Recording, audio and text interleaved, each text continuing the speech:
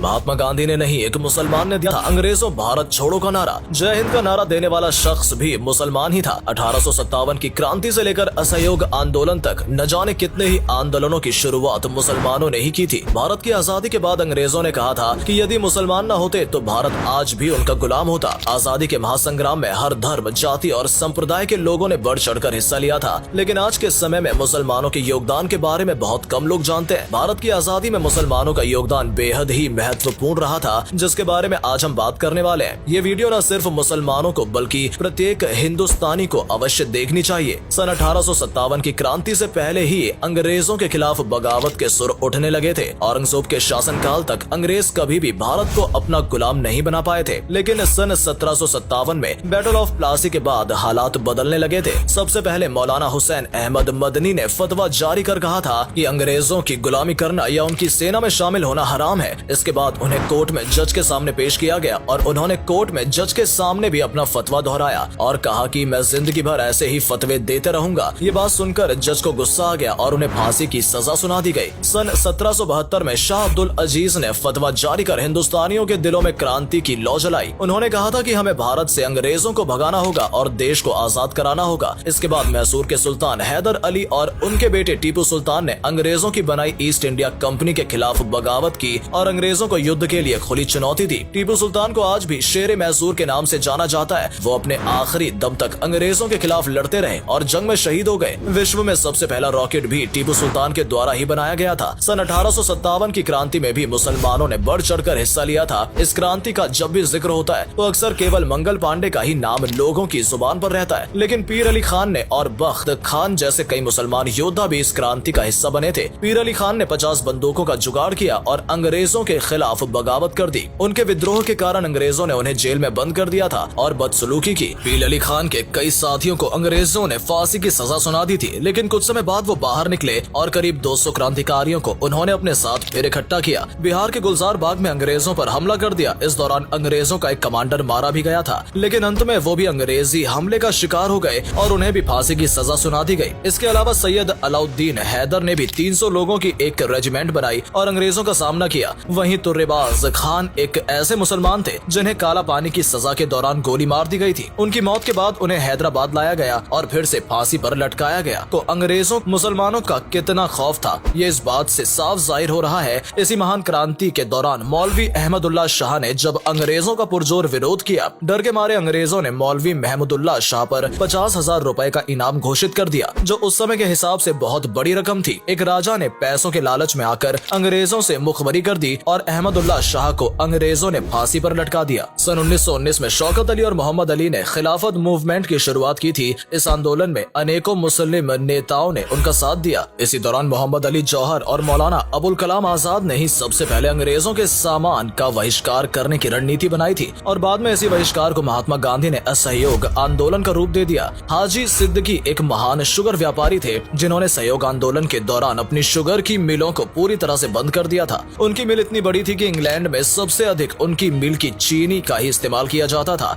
भगत सिंह को जब फांसी की सजा सुनाई गई थी तो उनका केस लड़ने वाले बैरिस्टर आसिफ अली एक मुसलमान ही थे। कई बड़े बड़े वकीलों ने अंग्रेजों के डर से भगत सिंह का केस लड़ने से मना कर दिया था। यदि उस दौरान शोभा सिंह केस में अपनी गवाही न देती तो भगत सिंह फांसी से बच सकते थे। मुसलमानों ने भारत की आजादी के लिए कई सारे नारे दिए जिनका इस्तेमाल खूब जोरों शोरों से किया गया। महान उर्दू कवि हजरत मोहानी ने सबसे पहले इनकलाब जिंदाबाद का नारा दिया था। इन्होंने आजादी की रूपरेखा तैयार करने में भी अहम भूमिका निभाई थी। अंग्रेजों भारत छोड़ो का नारा महात्मा गांधी ने नहीं बल्कि सबसे पहले यूसुफ मेहर अली के द्वारा दिया गया था। इन्होंने ही साइमन कमीशन का विरोध करते हुए साइमन गो बैक का नारा भी दिया था। आज के समय में पढ़ाया जाता है कि जय हिंद का नारा सुभाष चंद्र बोस ने दिया था, लेकिन जय हिंद का सबसे पहला नारा आबिद हसन सफरानी ने दिया था। कानपुर के रहने वाले अजीमुल्ला खान ने सबसे पहले मादरे वतन भारत की जय का नारा दिया था। बाद में कुछ सांप्रदायिक लोगों ने इस नारे में माता शब्द जोड़ दिया था। अजीमुल्ला खान ने ही भारत के लिए राष्ट्रीय गीत लिखा था जिसके बोल कुछ इस प्रकार हैं। इसकी रूहानियत से रोशन है जग सारा, ऊपर बर्फीला पर्वत पहरेदार हमारा, इसके अलावा सारे जहां से अच्छा हिंदुस्तान हमारा जैसा शानदार गीत लिखने वाले प्रसिद्ध शायर मोहम्मद इकबाल भी एक मुसलमान ही थे।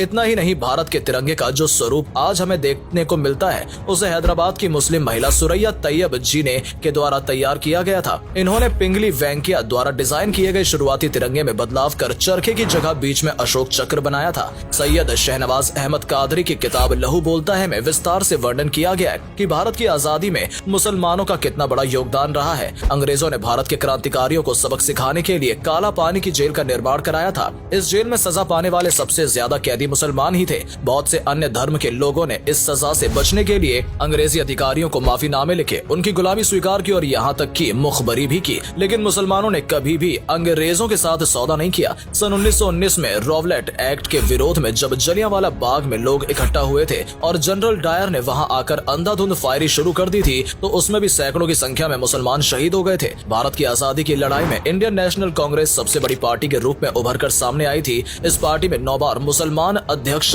बने थे। साथ ही मुस्लिम लीग ने भी अंग्रेजों को खदेड़ने में अहम भूमिका निभाई थी। सन 1857 में उत्तर प्रदेश में दारुल उलूम देवबंद की स्थापना की गई थी। इसकी स्थापना मोहम्मद कासिम ननोतवी, फजलुर रहमान उस्मानी और सैयद मोहम्मद आबिद ने मिलकर की थी। बहुत कम लोग ये बात जानते हैं कि इसकी स्थापना अंग्रेजों को भारत से भगाने के लिए ही की गई थी। इस मदरसे का उद्देश्य ऐसे क्रांतिकारियों को पैदा करना था जो आगे चलकर भारत की आजादी में अपना योगदान दे सके, और ऐसा हुआ भी। दारुल उलूम देवबंद से पढ़ने वाले कई मुसलमान क्रांतिकारियों ने भारत की आजादी के लिए अपना सब कुछ न्यौछावर कर दिया था। अशफाक उल्लाह खान जैसे महान क्रांतिकारी को केवल 27 साल की उम्र में फांसी दे दी गई थी। सन 1921 में केरल के मोपला आंदोलन हुआ था, जिसमें हजारों की संख्या में मुसलमान वीर गति को प्राप्त हो गए थे और न जाने कितने ही मुसलमानों को जेल में बंद कर दिया गया था। डॉक्टर भीमराव अंबेडकर को पहचान दिलाने में भी मुसलमानों का अहम योगदान रहा है। साल 1946 में बाबा साहेब ने जब चुनाव लड़ा तो दलित होने के कारण उन्हें हार का सामना करना पड़ा था। इसके बाद मुस्लिम लीग ने उन्हें बंगाल के मुसलमान बहुल इलाके से चुनाव लड़वाया और उन्हें जीत दिलाई। इसके बाद ही बाबा साहेब अंबेडकर संविधान सभा का हिस्सा बने और आज उन्हें संविधान के जनक के रूप में जाना जाता है। हाकिम अजमल खान ने आजादी के आंदोलन में गांधी का भरपूर साथ दिया था। बहुत से लोगों का ऐसा भी मानना है कि इन्होंने ही गांधी जी को सबसे पहले महात्मा का टाइटल दिया था। आपको जानकर हैरानी होगी कि इस्लाम धर्म से प्रभावित होकर महात्मा गांधी के बेटे हरिलाल गांधी ने अपना धर्म बदलकर इस्लाम धर्म कबूल कर लिया था और अपना नाम भी अब्दुल्ला रख लिया था। दोस्तों, इसके अलावा भी न जाने कितने ही मुसलमानों ने भारत को आजाद कराने में अपना अमूल्य योगदान दिया है। जब जब जरूरत पड़ी है, मस्जिदों को किले की तरह इस्तेमाल किया गया है। मस्जिदों में रहते हुए ही